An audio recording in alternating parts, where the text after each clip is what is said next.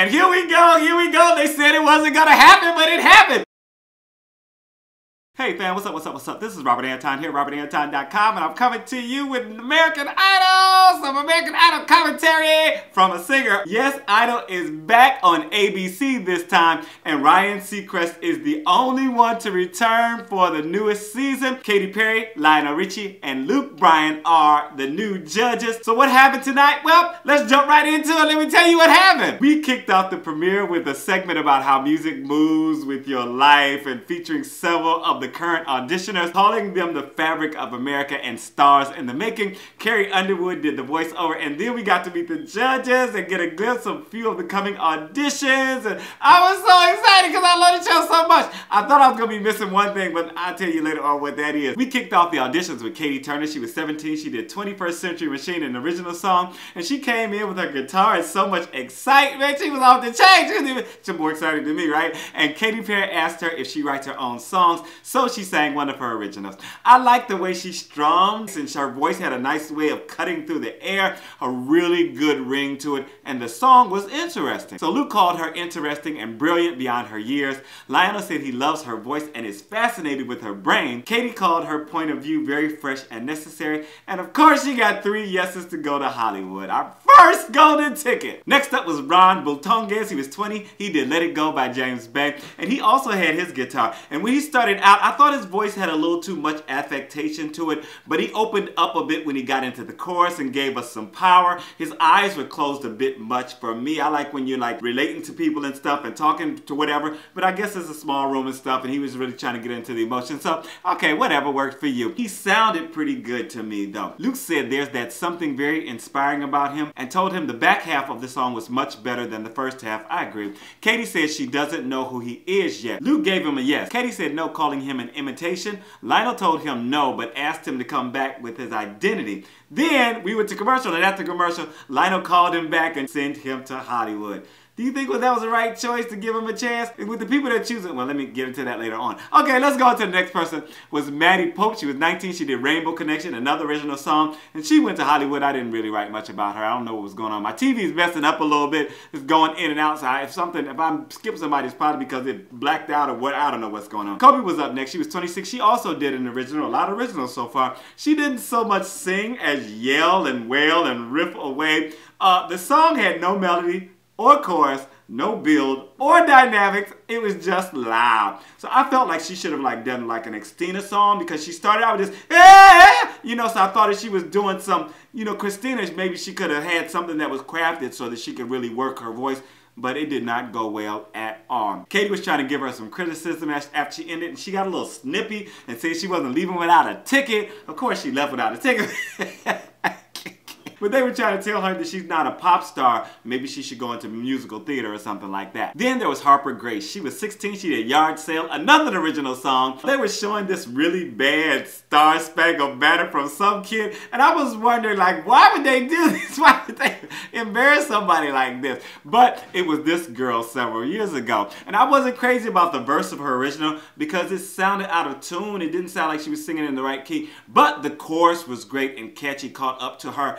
And I like that. She then sang a second song, Young, Dumb, and Broke by Khalid, and it was solid. I really enjoyed it. All the judges gave her a yes. And if you give me a yes, you are back with the commentary with American Idol. Make sure to thumb it up and let me know that you're enjoying it. Unfortunately, Monday and Tuesday, I am doing The Voice, so I will be doing Sundays, American Idol, Monday, Tuesday, The Voice, and I might get to do American Idol later on, but I won't be doing a video. I'll watch it and then I'll be posting my comments to my Twitter, so make sure to check out my description box and follow me on Twitter so you want to be a singer, but the link is in the description. All you have to do is go down there and click and follow me. Alright, thank you so much for watching, and thank you for your thumbs. Layla Spring was up next. She was 16. She did Who's Loving You by the Jackson 5, and they had a cute segment with her and her little sister singing Dixie. Dixie was her name. Singing and getting sent to Hollywood in 2026. That was so cute. Then Layla started out with the riff pretty good, but she had some good attitude, but went off the pitch a few times. I didn't like her stance because she was all bent over and stuff like this, and it looked like she wasn't supporting her breast. She wasn't supporting down here. And even when she ended really soft, and it felt like she just squeezed all the air out of her body. But she got 3 yeses from the judges after telling her that like it was going to be so hard. They thought she was mentally powerful, and I was just like, and Lionel Richie said something about, you know, you're going to be like being thrown to the wolves. Why y'all throwing to the wolves there? Because she's not quite ready. Next up, we had Benjamin Glaze. He was 19. He did Levels by Nick Jonas, and he came in and had never kissed a girl before, and Katie tricked him into kissing her on the lips, which was really cute. He fell down. It was just so nice. I'm sure his heart was beating like blah, blah, blah, blah, blah. When he hit that first rough high note, though, Lionel had a terrible face looking at him like, he's just like, he was like, oh no. He had a nice, easy way with a good tone, but he was rushing through it, which really took away from what he was trying to do. Luke told him he needs to hone his craft a little more and told him no. Katie told him there were people out singing him and told him to take more time, meaning to slow down and take his time doing what he was doing. Lionel told him that he needs to practice and kiss a couple of girls. And here we go. They said it wasn't going to happen, but it happened. We had Nicky Bones up next. He was 22. He did Worms. Like a childhood song, and he came in with his amp and electric guitar, and this was really bad when it was slow, but it was entertaining as he went along. He picked it up a little bit, but it was still bad vocally, and I was laughing so hard. He was deadpan performing this song, and I was dying. Were you dying? Did you see it? Oh my God, then Katie burped, and I was and they said there were not going to be any joke auditions, but I am glad that there are some joke auditions in here. There were at least 2 or 3 tonight, and I'm here for it. I am glad that this happened. Let me know what you think of the joke auditions down in the comments.